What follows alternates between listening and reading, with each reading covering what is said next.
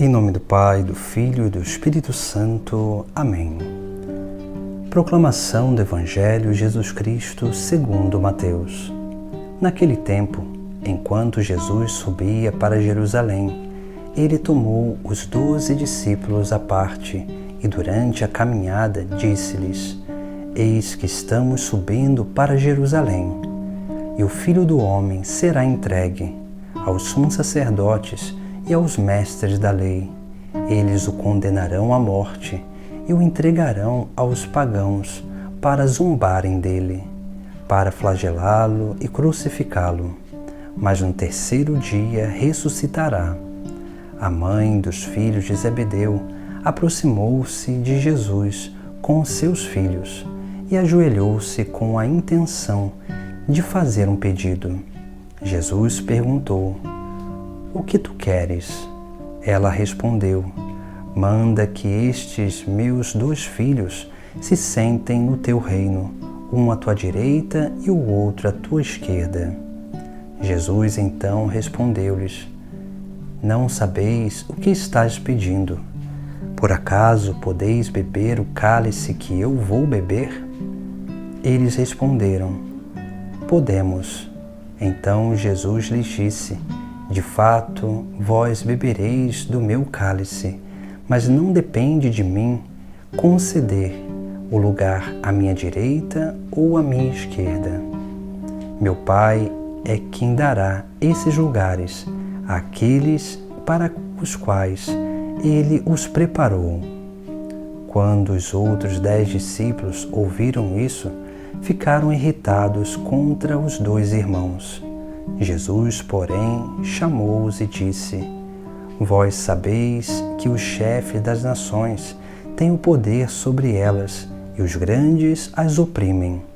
Entre vós não deverá ser assim. Quem quiser tornar-se grande, torne-se vosso servidor. Quem quiser ser o primeiro, seja vosso servo, pois o Filho do Homem não veio para ser servido, mas para servir e dar a sua vida como resgate em favor de muitos. Palavra da salvação. No Evangelho de hoje nós contemplamos uma mãe vindo ao encontro de Jesus Cristo, se ajoelhando e pedindo a Jesus que quando ele chegasse no seu reino, que os seus filhos pudessem estar um à sua direita e o outro à sua esquerda. Jesus ele vai fazer uma pergunta fundamental: se eles seriam capazes de beber do cálice que o próprio Cristo iria beber. E eles dizem que sim, eles eram capazes. E Jesus confirma esse desejo desses irmãos. Mas Jesus vai dizer que não cabe a ele dar o lugar à direita e à esquerda, mas sim ao Pai do céu. Mas diante dessa cena nós vemos um ensinamento essencial de Jesus Cristo.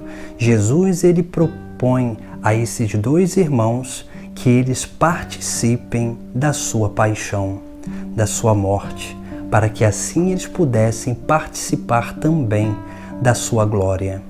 Por isso que nós vemos justamente 4 sinais no Sagrado Evangelho, onde nós percebemos esses 4 sinais que conduzem à glória de Deus.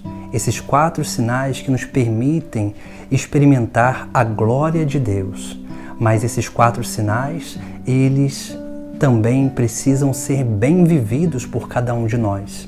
Senão, a partir deles, nós muito mais se afastaremos do Cristo do que nos uniremos a Ele. Por isso que Jesus Cristo, no início do Sagrado Evangelho, Ele vai anunciar e predizer aquilo que iria acontecer com Ele mesmo.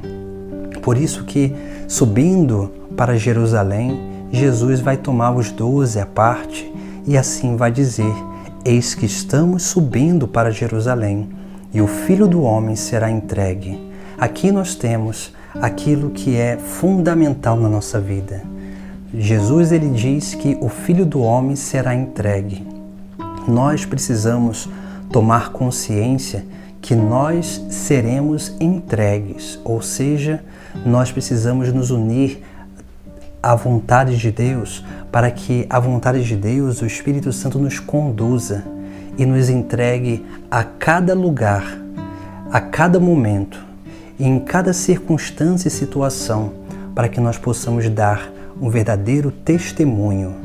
Por isso que Jesus ele diz que o Filho do Homem será entregue, e depois ele vai elencar 4 coisas que acontecem com o Filho do Homem e devem acontecer com cada cristão, para que possam participar da glória de Deus.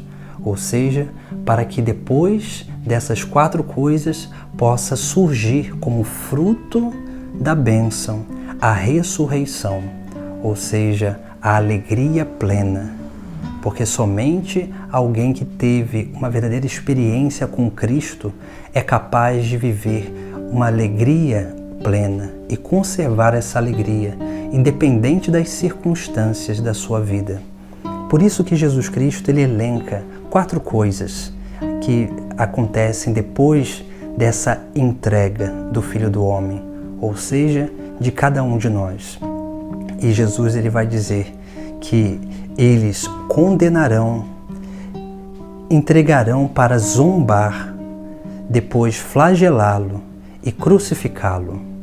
Essas 4 coisas elas são progressivas. A primeira coisa é a condenação. A condenação nos vem principalmente pelo mundo.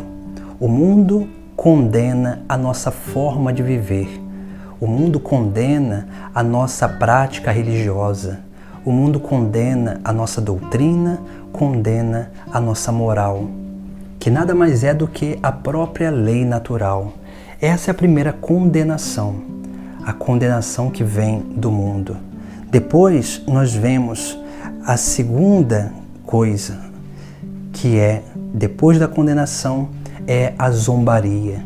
Porque não basta só condenar aquilo que a gente faz, mas eles precisam zombar, escarnecer, para depreciar aquilo que nós vivemos. Porque é muito mais fácil depreciar alguém que é bom do que se esforçar para ser igual a ele. Por isso que o mundo também ele vai zombar da nossa fé, zombar da nossa prática religiosa. E nós precisamos, nesses momentos, estarmos fortes e firmes na fé. Porque quem não está firme na fé não consegue suportar as condenações e as zombarias. Porque essas coisas tocam principalmente o nosso ego. E se nós não tivermos certos daquilo que nós seguimos, daquele que nós seguimos, nós com certeza vamos negar a nossa fé. Depois nós vemos as 2 últimas coisas. E essas 2 últimas coisas são feitas por pessoas específicas. Pessoas que vêm ao nosso encontro justamente para nos flagelar e nos crucificar. Ou seja, elas vêm unicamente para nos açoitar diante daquilo que nós fazemos. Elas vêm nos agredir, pois uma vez que elas não conseguem nos atacar e nos ferir com palavras, elas vêm nos agredir com os seus atos. E assim nós vemos como que as pessoas depredam os ambientes religiosos, picham e fazem de tudo diante das nossas igrejas e diante da nossa vida, diante das nossas famílias. Tudo isso para nos flagelar, tudo isso para nos atacar. E naturalmente, nós precisamos também aprender a permanecer firmes como o próprio Cristo, para que não pratiquemos ou paguemos o mal com o mal, mas sim o mal com o bem.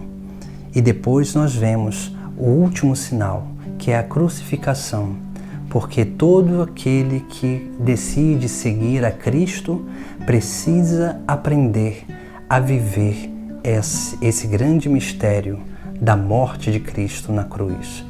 porque a cruz é o sinal, o símbolo do verdadeiro amor que Deus se manifesta por cada um de nós.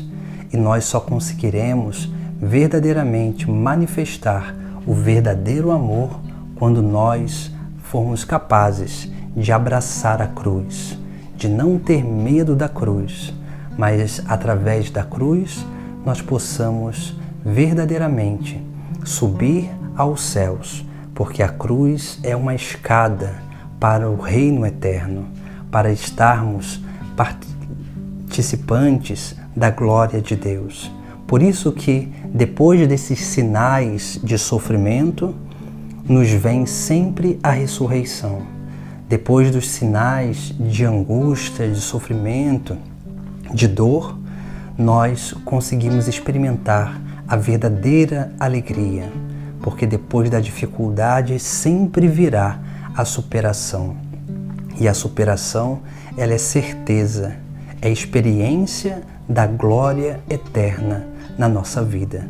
E é por isso que nós precisamos, dia após dia, termos essa consciência que aqueles que decidem seguir a Cristo precisam estar preparados para beber do mesmo cálice que Cristo bebeu.